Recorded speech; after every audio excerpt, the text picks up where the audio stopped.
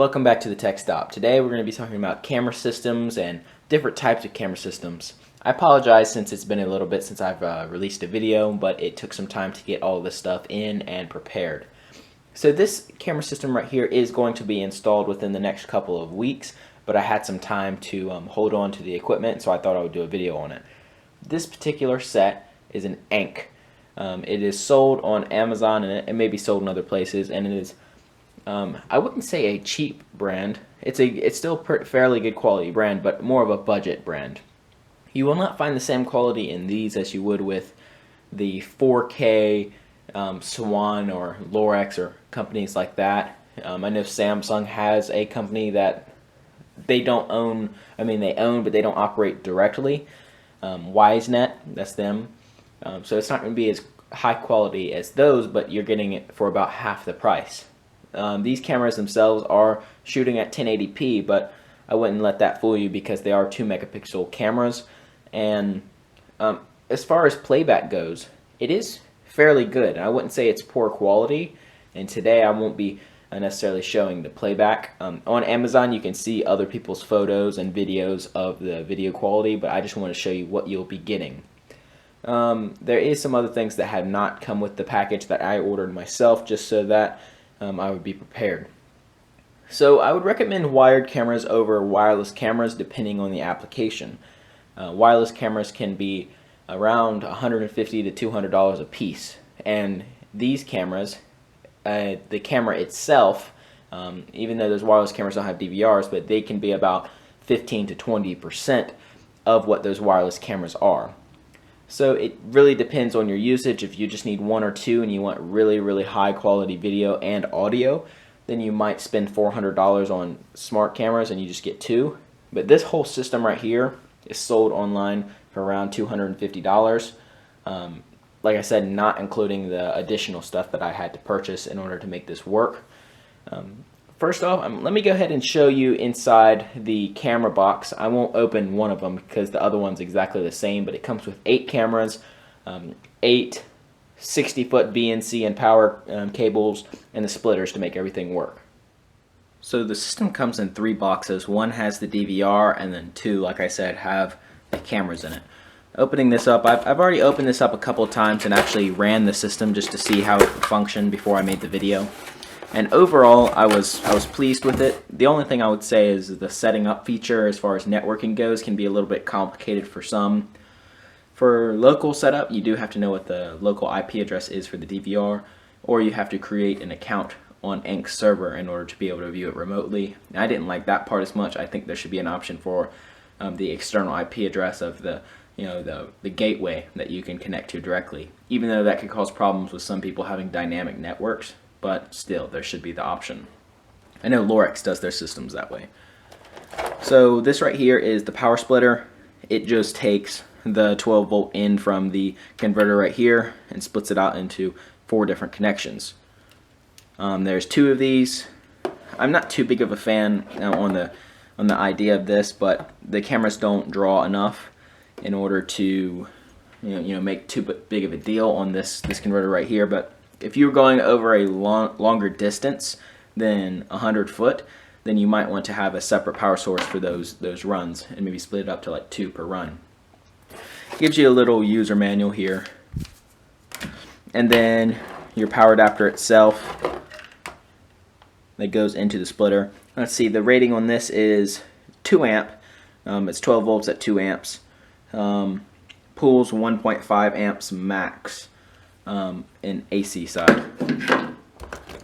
And these are your Bnc cables right here. Well, the camera cables. These are Siamese cables, which means that on each side they have 1 Bnc connector and 1 power connector, and they go all the way across. The only thing about these cables is the ones that come with these camera systems are a little bit on the cheaper side. If you're going over a long distance, you would most likely want to make up your own cables. And you can find that RG59 and power cable for that is put into a Siamese pair and sold by the box. That's how it's used for companies running camera systems.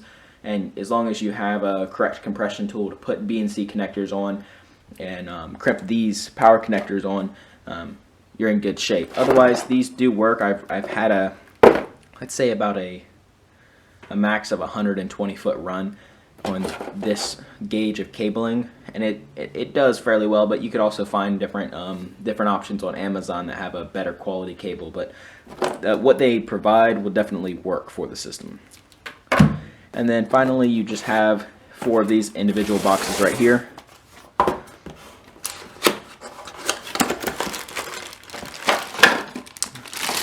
And here is the camera. So my overview of the camera is that it is alright, but time will tell. I haven't had this system up in particular, and how the application is going to be used is going to be sheltered and actually only in use for about a month to 2 months of the year. So it's a complicated project, but I'm not going to go all into it. But it has your standard option to spin the camera around on the mounting. It can spin on this axis right here, and this plate can spin right here. The only problem that I have with this camera is that its entire structure is made of plastic. Now, I put up a Swan system recently. It was a Swan 8-channel, 2 terabyte DVR system, and it was in 1080p, but they were 4 or 5 megapixel cameras. Pretty good quality. And the build of those cameras was a metal structure except for the front plate that goes around the IR sensors, and the camera sensor was plastic. But this feels very light and plastic. It's plastic filled, I guess. Now, will that make too much of a difference? I wouldn't say too much, because depending on what you are doing and where you are putting this most likely will be sheltered under the side of like a house or something like that. Most people attach it directly to the soffit of a house. I don't know if I would trust this for a long period of time directly exposed to the elements.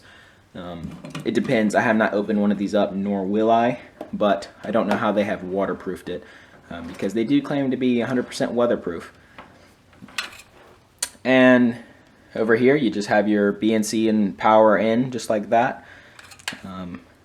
Only thing I would recommend, just so that you have in mind, is if you plan to get a system like this, you are going to, if you have to make longer runs, make sure you get the adapters to connect 2 of these cables together. It basically looks like that end on both ends, and there are Lowe's for about $7. And also, if you're installing these yourselves, it is a little bit more labor intensive compared to the wireless ones, because the wireless ones you just screw up. These you have to run the cable yourself, but it's not too complicated. All your connectors are already there for you. But you may want to invest in some pool sticks or like a roll-up wire snake, but I prefer the pulling rods. Klein Tools makes a very good one that runs around $35 to $40. But if you're just doing this 1 or 2 times, you can get a cheaper set that they have at Harbor Freight or on Amazon for around $15.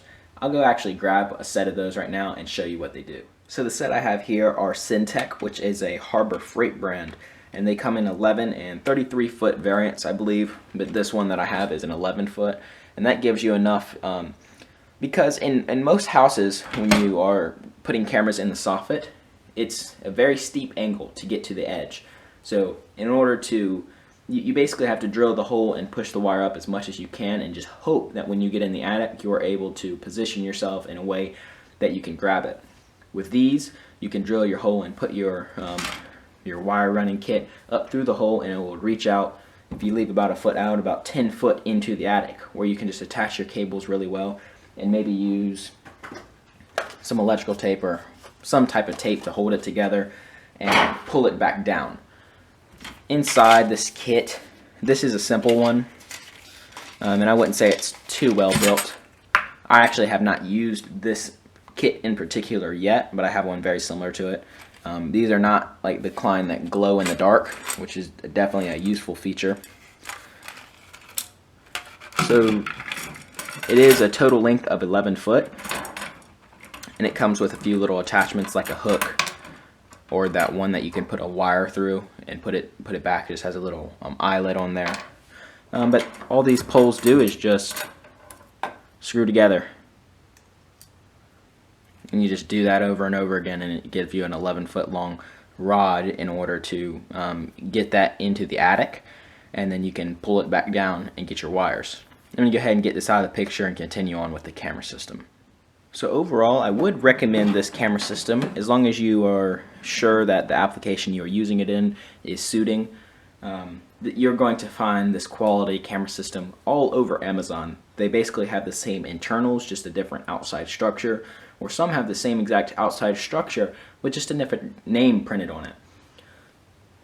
These right here run, like I said, around 250 bucks on Amazon for the whole kit that has 8.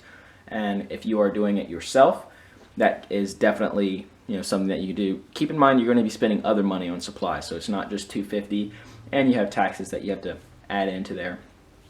This system right here runs, I don't know, somewhere around $400.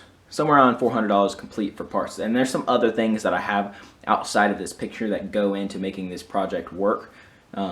But then you have to factor in labor charges if someone else is doing this for you, and rates will vary for that.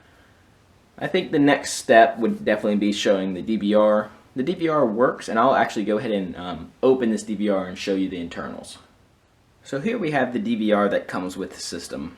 Annke sells this DVR separately, so it is compatible with different brands and types of analog BNC type camera systems. They also sell it in variants that do have hard drives and don't have hard drives, and come with cameras and don't have cameras. So it depends on which one you want. They sell this DVR in different looks, but no matter the shell, most of them have the same internals. And this one did come with a terabyte hard drive already installed, and I've already opened this up and I know what type of hard drive it is, and overall it will work for this application, since this application is being used a month to 2 months out of the year, so I have no doubt that this hard drive should last years. However, if you're using this 24/7, not even just on motion, if you're doing constant recording 24/7, this hard drive is always spinning, it may cause you problems in a couple of years, because they did not put, I'd say it's an improper hard drive because of what style hard drive it is. So going inside,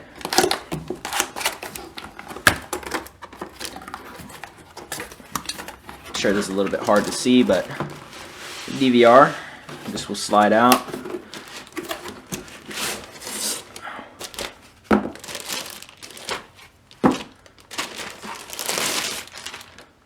And here it is right here. On the front, this is made of plastic right here, but the rest of it is metal.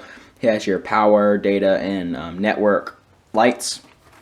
And as far as I/O goes, you have your ×8 BNC connectors. It does have the option to have audio going in and out, but it would not be from the cameras. A VGA port, an HDMI port, 2 USBs, a LAN port. I don't know exactly the speed on this port. I'd imagine it would probably be a gigabit per second, but there's just no telling. And that one right there is the 12-volt input for the DVR. So I guess the next step is to take it apart. I'll be using my cordless Craftsman 7.2 volt screwdriver that I've had for a very long time. I mean, for tools, a very long time. It looks relatively new, but this thing is about, I'd say about 12 years old, and it's still kicking. So as long as you treat the batteries inside correctly, they usually last pretty well. And no, it does not have the same battery life as when I bought it, but that can also be replaced if you know how to get the individual cells.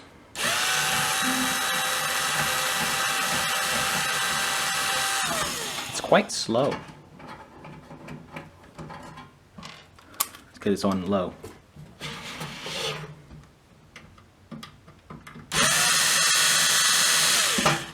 That's better.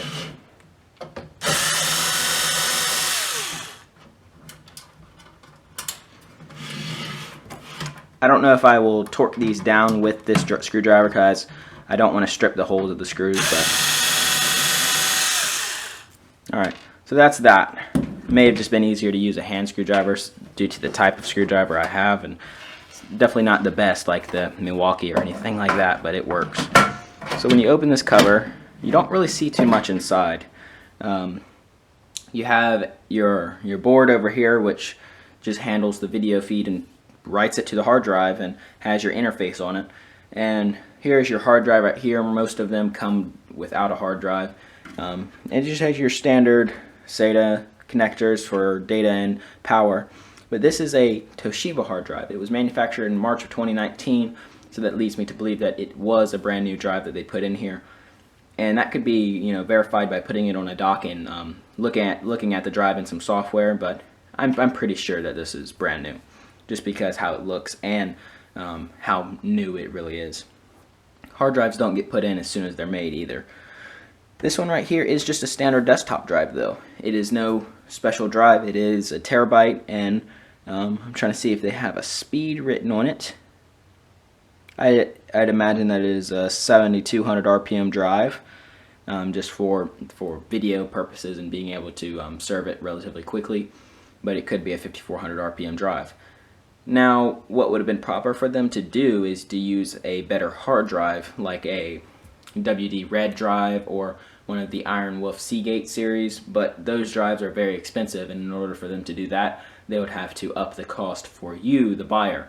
So I recommend that if you are looking for something that is going to last you a while and be reliable, purchase this DVR without the hard drive in it, and go ahead and purchase one of those good hard drives, or even the new NAS type SSDs that work for you.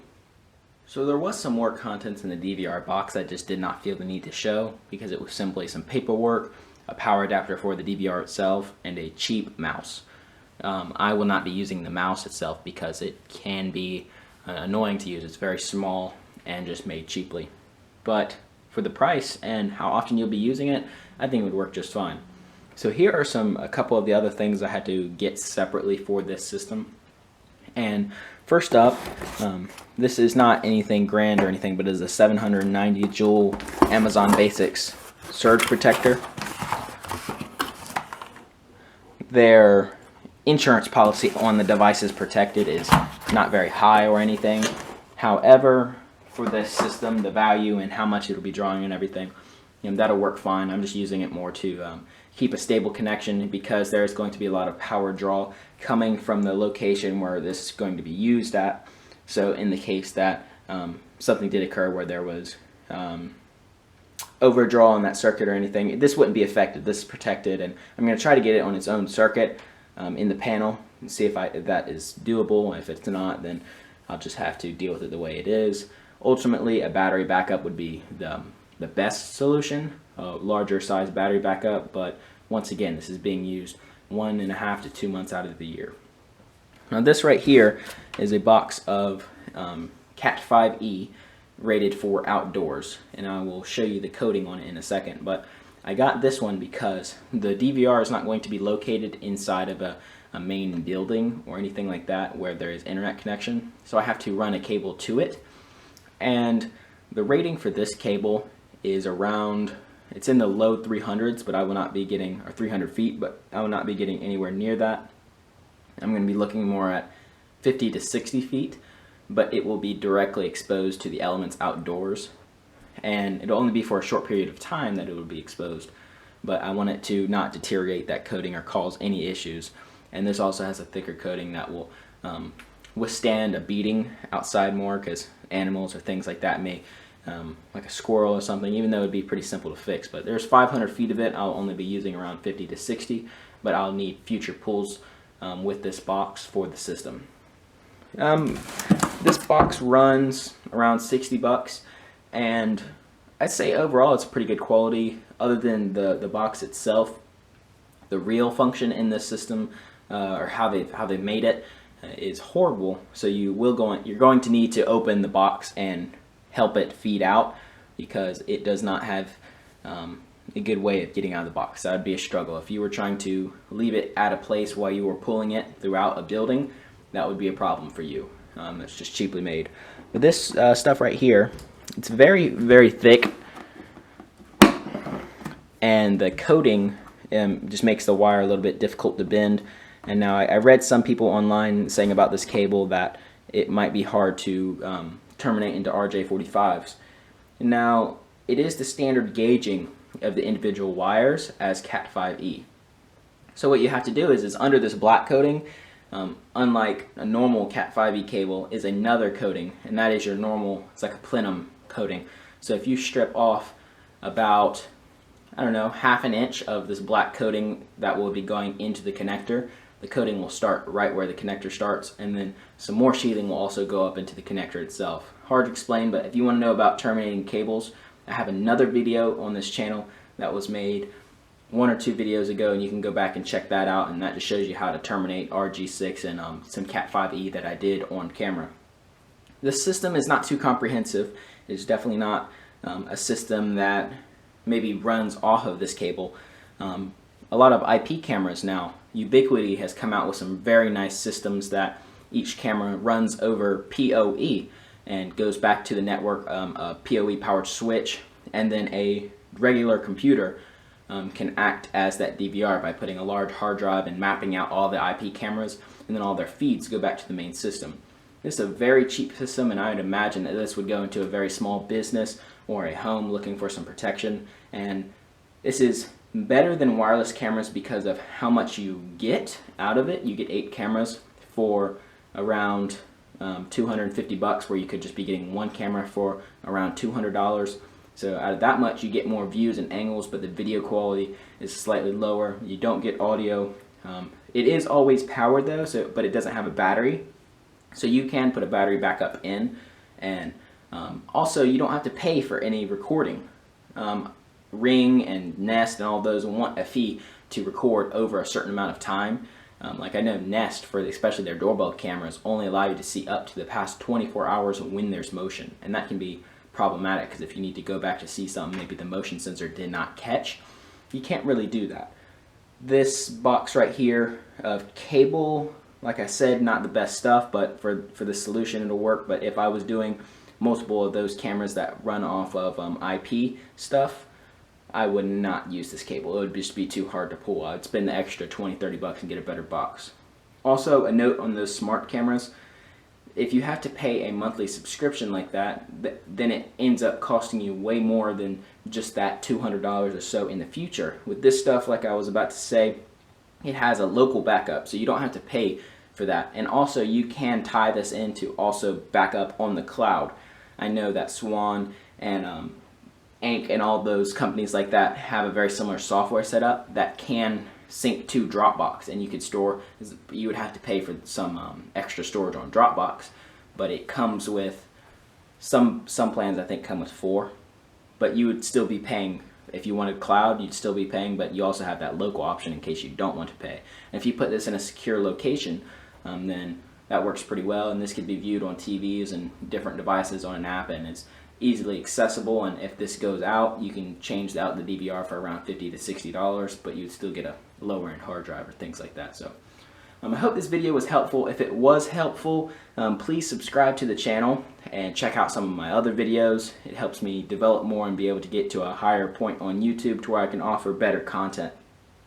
All this stuff right here is not just for YouTube show. That's one of the best things about it. All this stuff is going to be used within the next couple weeks, and this is a real life project. So I will try to bring any more stuff like this that I get onto the channel to show off a little bit and explain.